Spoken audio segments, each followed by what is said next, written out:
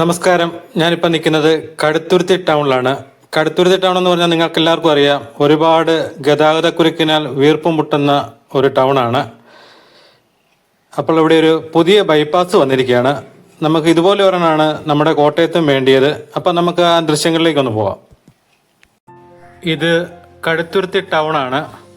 നമുക്കെല്ലാം അറിയാം, കോട്ടയംകാരായ നമ്മളെല്ലാവരും ഒരു വട്ടമെങ്കിലും ഇതിലെ യാത്ര പോയവരാണ്. നമ്മൾ കടുത്തുരുത്തി ടൗണിലേക്ക് പ്രവേശിക്കുമ്പോഴത്തേന് നിങ്ങൾക്കറിയാം, ഒരു വലിയ ഗതാഗത കുരുക്കിലേക്കാണ് നമ്മൾ ഇറങ്ങിക്കൊണ്ടിരുന്നത്.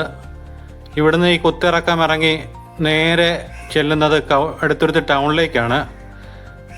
ടൗണിലേക്ക് വന്നു കഴിഞ്ഞാൽ അവിടെ മഹാദേവ ക്ഷേത്രമുണ്ട്.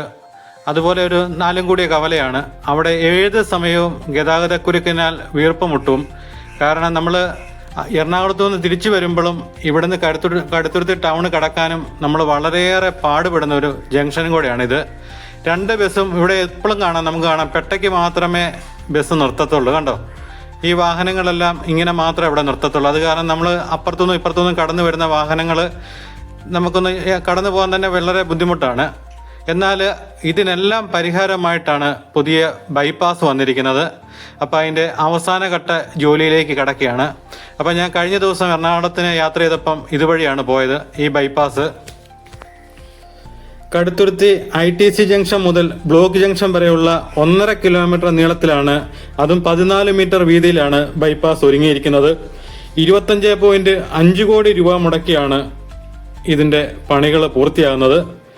കോട്ടയം എറണാകുളം സംസ്ഥാന പാതയ്ക്ക് സമാന്തരമായിട്ട് തന്നെയാണ് ഈ ബൈപ്പാസ് വന്നിരിക്കുന്നത്. അതുകൊണ്ട് നമുക്ക് കടുത്തുരുത്തിയിലെ ടൗണിലെ ഗതാഗതക്കുരുക്കിലൊന്നും പെടാതെ നമുക്ക് കോട്ടയംകാർക്ക് എറണാകുളം പോകാനും ഒക്കെ വളരെ സുഗമമായി ഒരു വഴി തന്നെയാണ് കാണിക്കുന്നത്. അപ്പോൾ ഇതിലെ പോയപ്പോൾ ഒരുപാട് സന്തോഷം തോന്നി. കാരണം നമുക്കറിയാം, നമ്മുടെ കോട്ടയം കഞ്ഞിക്കുഴിയൊക്കെ ഒന്ന് കടന്നു കിട്ടണമെങ്കിൽ, അല്ലെങ്കിൽ ചങ്ങനാശ്ശേരിയിൽ നിന്ന് വരുന്ന ഒരു കോട്ടയം ടൗൺ കടന്നൊന്ന് പോകണമെന്നുണ്ടെങ്കിൽ എന്തുമാത്രം പാടുപെടണം.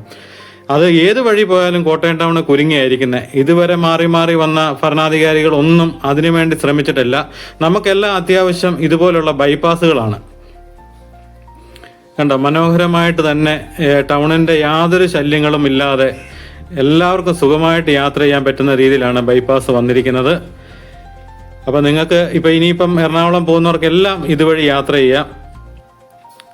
ടൗണിൻ്റെ ഗതാഗതക്കുരുക്കിലൊന്നും പെടാതെ നമുക്ക് വളരെ ചുരുങ്ങിയ സമയം കൊണ്ട് നമുക്കവിടെ പിന്നിടാൻ പറ്റും.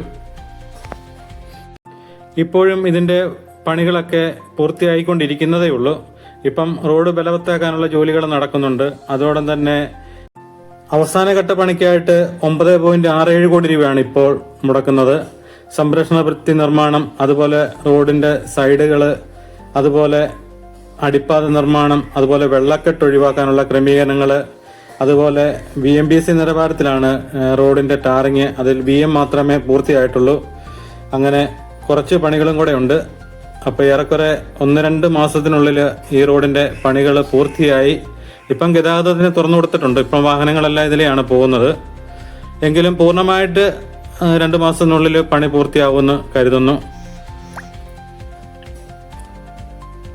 ഇപ്പം ഞാൻ നോക്കിയിട്ട് ഇവിടെ ഒരു ചെറിയ കൊടും വളവുണ്ട്. ഈ പാലം കയറി വരുന്നിടത്ത് വാഹനങ്ങൾ നല്ല സ്പീഡിലാണ് വന്നത്. അവിടെ മാത്രമേ ഉള്ളൂ. നമുക്ക് ഇത് ഒരു പാലമാണിത്. കടുത്തുരുത്തി MLA ബഹുമാനപ്പെട്ട മോൻസ് ജോസഫ് MLA ശ്രമഫലമായിട്ടാണ് ഈ റോഡ് ഇവിടെ വന്നത്. അദ്ദേഹത്തിൻ്റെ മേൽനോട്ടത്തിൽ തന്നെയാണ് ഇതിൻ്റെ പണികളെല്ലാം പൂർത്തിയായിക്കൊണ്ടിരിക്കുന്നത്. അപ്പം ഈ തവണയും അദ്ദേഹം തന്നെയാണ് കടുത്തുരുത്തി MLA ആയിട്ട് മത്സരിക്കുന്നത്.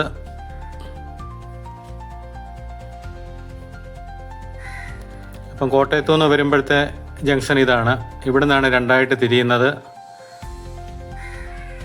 വലത്തോട്ട് പോകുമ്പോൾ നേരെ കടുത്തുരുത്തി ടൗണും, ലെഫ്റ്റിലേക്ക് തിരിയുമ്പം എറണാകുളം റൂട്ടും.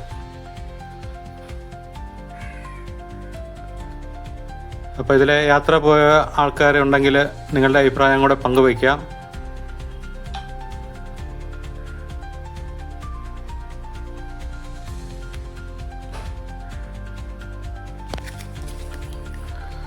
ഗതാഗതക്കുരുക്കിനാൽ വീർപ്പ് മുട്ടുന്ന എല്ലാ ടൗണുകൾക്കും അതിന് പരിഹാരം എന്ന് പറയുന്നത് ബൈപ്പാസുകളാണ്.